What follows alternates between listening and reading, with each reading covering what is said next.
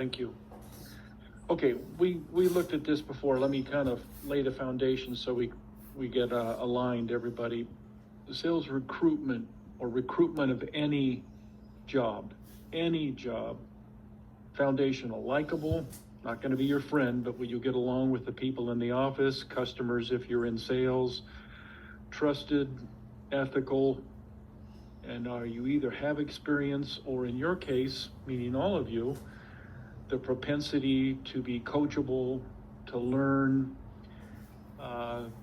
When you need help, ask for help. Okay, in terms of whatever specific role that you all end up doing here soon or relatively soon. Sully Sullenberg, remember, that's him. Took this airplane, lost both engines, took it into the Hudson, like he's ordering a pizza. The control tower, we're going into the Hudson. It was about as dramatic as he said it.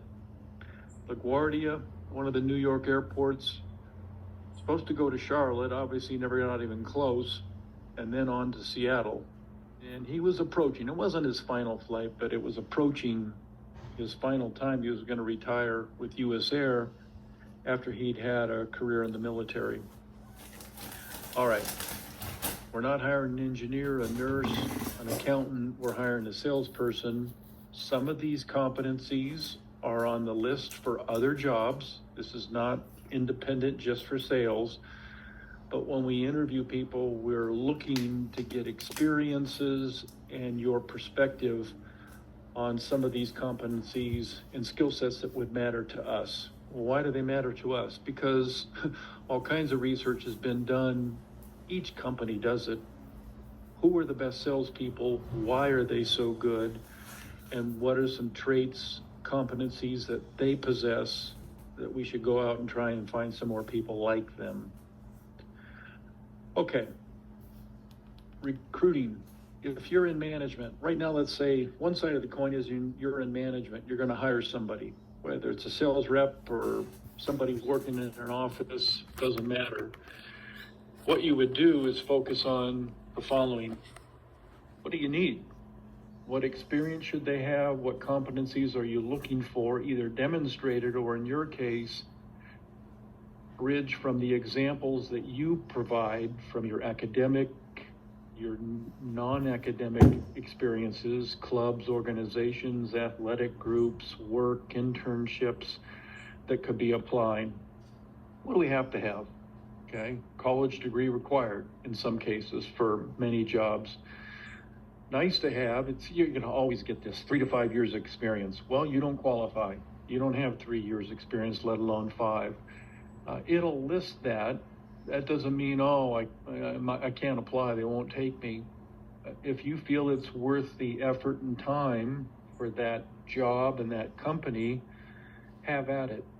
There's interesting situations in sales. All kinds of people want to work and live in California or other parts of the country. There are certain parts of the country that we have difficulty filling territories. Okay, it could be, I'll use some examples. Yuma, Arizona. Okay, if the company's of a large enough size that it would warrant a sales rep covering Yuma and El Centro and southwestern part of Arizona, that's a difficult position to fill, and that area may not necessarily have the experience that job requires. We got to go outside and move somebody there. Okay, my son, my youngest boy, almost took a job.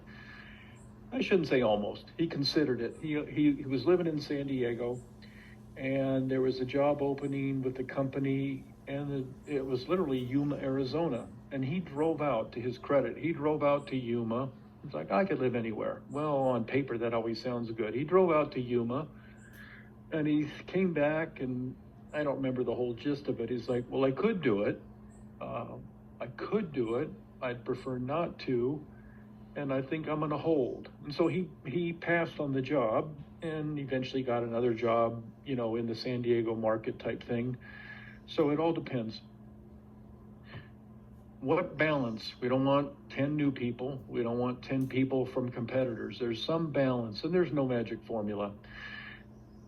The requirements let's do a Huntington Beach surf shop. They sell surfboards and surf wax and beach clothing and etc. What would we need for that role? Whether it's college degree or not, let's assume probably not.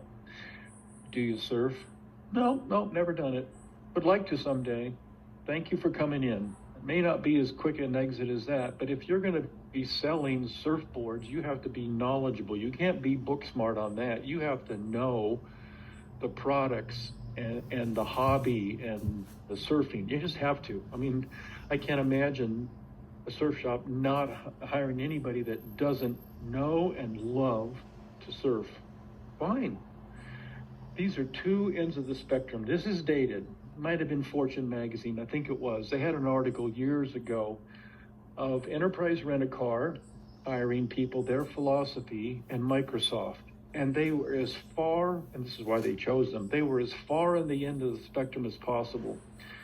Enterprise, this is the, we'll pick you up, okay? It's not just a rental car company and an airport. They've got them downtown, they've got them in suburbs. Your car breaks down, you need wheels, even though you live here, but you got to get to work.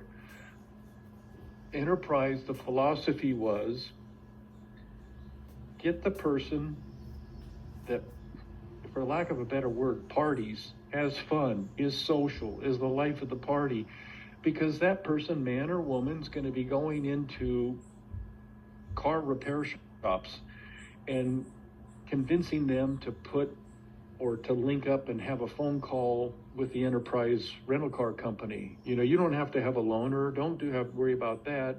We'll be here in X time frame. So they wanted people that could interact with the people that would be making the recommendation, as well as the people renting the car. Now, I'm not going to go drink beer with them type thing, but the point is just being social, friendly, outgoing. GPA could care less. In fact, college degree, maybe, maybe not. Okay, that's their philosophy. That's what they found worked for them. It's not right or wrong. It's just right for them. Microsoft, when Bill Gates was running it, it was literally, we want to hire the most intelligent people we can. Now, I'm sure within a certain defined area of whatever their field of study was. Yeah, college degree required, of course.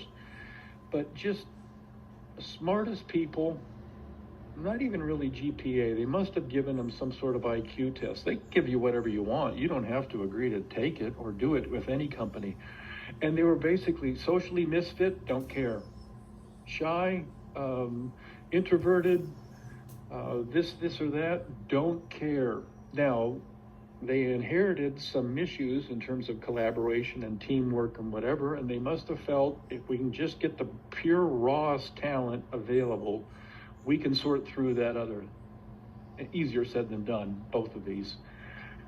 Okay, competitors, and you're going to fall in here somewhere, and we're going to talk about which of these groups are hired more often. Okay, it's not 80-20 type thing. Competitors, okay, we'll hire a recruiting agency, we'll identify some people for them, or they'll go find talent that does it in that area. Let's just keep it in sales since that's what we're thinking. Who's the best salesperson in San Diego in oncology, cancer medications? We'd ask customers, we'd ask around, meaning we, the recruiter, that's what they do. They'd scour websites, go to LinkedIn, talk with people, see if they're interested, okay? Out of college, you're gonna get very few of these, if any, phone calls. Once you're in the workforce, whatever time frame, mid, late 20s, early 30s, your prime, that's the prime, really the prime times in your 30s. Fit in the workforce, have some success, people know about you, people recommend you. Next thing you know is you're getting an email message or possibly a phone call in terms of inquiring to see if you're interested. Doesn't hurt to talk. It's not against the law to talk. You're not betraying your current company. Remember, they can wake up this morning and decide that you don't work there after today. It's called employment at will, and it's real. So it's always helpful to just have at least your irons in the fire a little bit. You're not actively looking, you're not dissatisfied, but you can't be foolish. Actual customers, more rare, but actually sometimes customers, when I was in the pharmaceutical biotech business, we hired some nurses. Now, we didn't hire any physicians to go sell, to be honest. Never did that. But nurses, pharmacists, most of them don't want to do it. Most of them wouldn't be good at it. And fine is fine. Others, you can just tell their personality type. I can see this person being able to translate that medical knowledge, those social skills, with customers. Okay, internal candidates. Marketing, their biggest talent pool, marketing jobs. Salesforce. They know the product, they know the competitors, they work for the company. We know them to some extent. It's a lot better than a 45-minute interview, okay? Having some relationship or know their boss that can speak to, do you think they could translate and be effective on an internal marketing role, internal candidates? Recent grads, that's you. We'll talk about the positives and the downsides of you coming right out. You have no choice.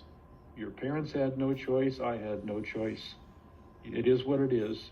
Okay, the first one's the toughest, admittedly, but they're available, they're out there, and they're for the taking, okay? Posted on the company website, you've got plumbers, electricians, school teachers, everybody's applying for things that maybe they're qualified, they're not. The HR people sort through it and see if there's any gold nuggets in there to have a phone screen with.